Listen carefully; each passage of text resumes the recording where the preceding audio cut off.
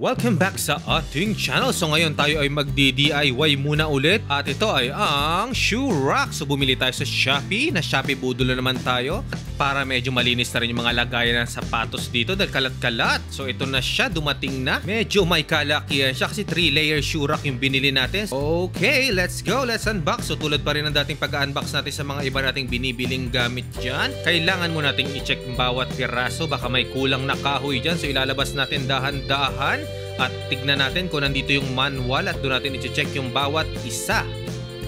At ayun na, nakita natin yung manual, nakasiksik lang pala doon. So ngayon, iisa-isahin natin yung pinaka-item kung kumpleto. So meron naman dyang step by step.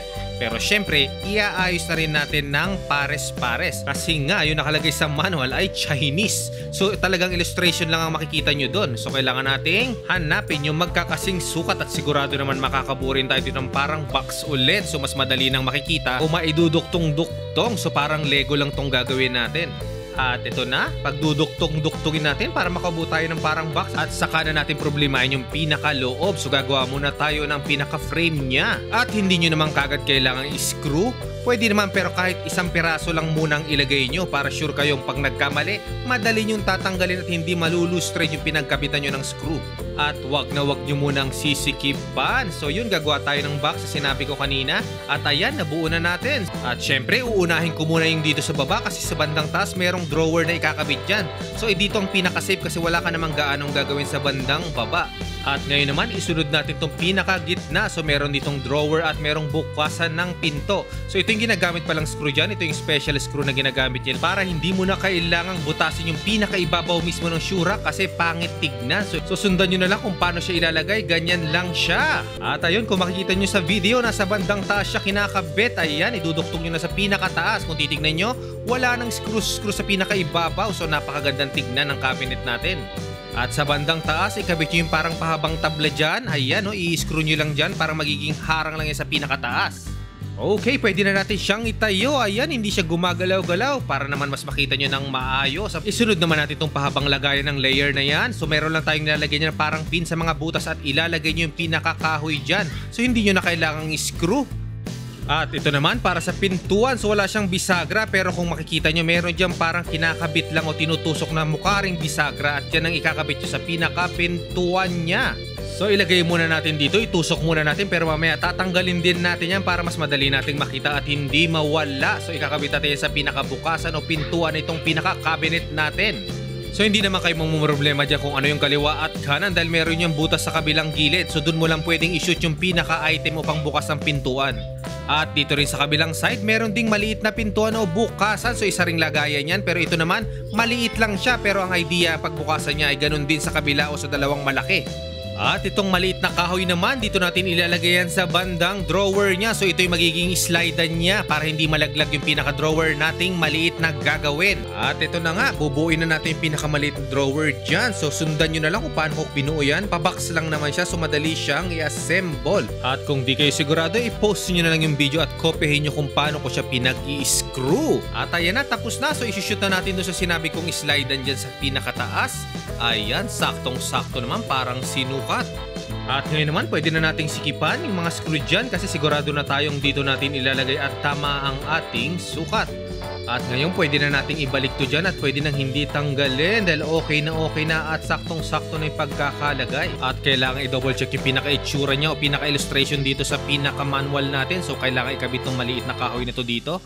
So, gayahin nyo na lang sa video kung paano ko nilagay. Ayan, isasalpak nyo lang. At ngayon naman, isukat natin itong pinaka-pintuang maliit dito. So, dapat hindi yan tatama dyan sa pinaka-taas o dyan sa ikakabit yung kahoy na yan. So, hindi naman kayo magkakamali dahil meron ng mga butas ang screw dyan. So, i-shoot nyo na lang at tsak na tsak yan. Tamang-tama ang sukat nyan. At medyo i-zoom in natin ng konti o ilapit natin. So ganyan natin ilalagay pinaka-bisagra. Ganyan lang yung itsura niya na kailangan nyo i-shoot dun sa pinakabutas na nasa baba. At yung sa taas naman, pinipindot lang yan para lumubog. Okay, so i-shoot nyo lang din yan sa pinakabutas na yan at maglalak na yan. So ayan, pwede nyo nang bukas-sara, bukas-sara. At ito naman yung pinakapangsara natin o pangsarado dahil meron yung magnet. Didikit lang yan na yung pinakapintuan natin dahil may ilalagay kang bakal dyan. At tignan nyo naman tong kahoy na to, pangsasara nyo lang yan dyan. So para lang makitang nakahiwala yung pinakapintuan na maliit at sa drawer na nakalagay na nasa taas. At dahil sigurado na tayong dyan nga ilalagay yan, pwede nyo nang sigipan ng pagkakaskru o pwede nyo nang lagyan ng screw lahat ng butas. Pati sa ilalim nilalagyan din yan para hindi umalog-alog.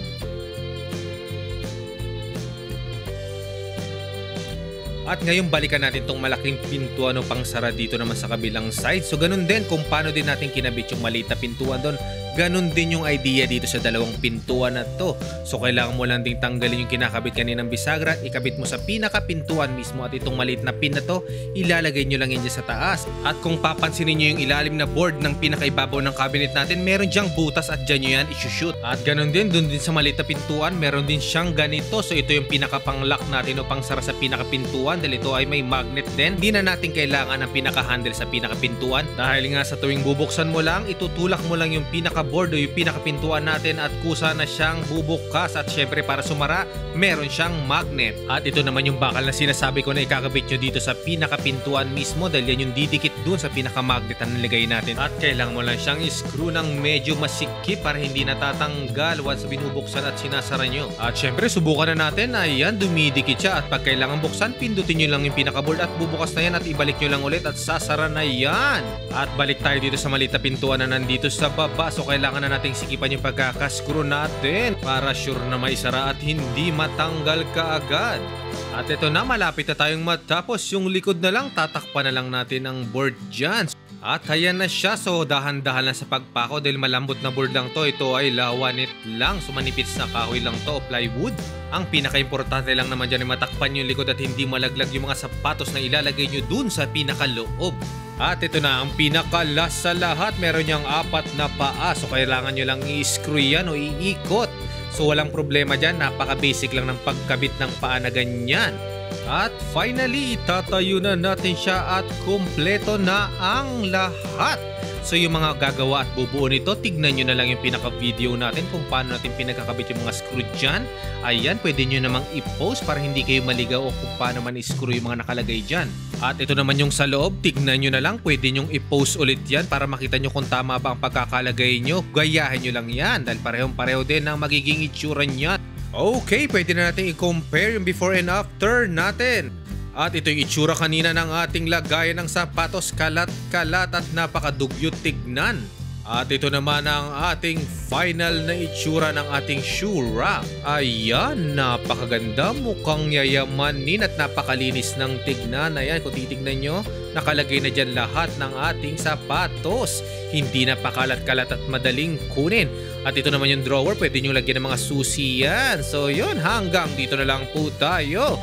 Thank you for watching. Please like and subscribe and hit the bell button para po ma-update pa tayo sa mga susunod nating mga video. Goodbye and God bless. Ciao!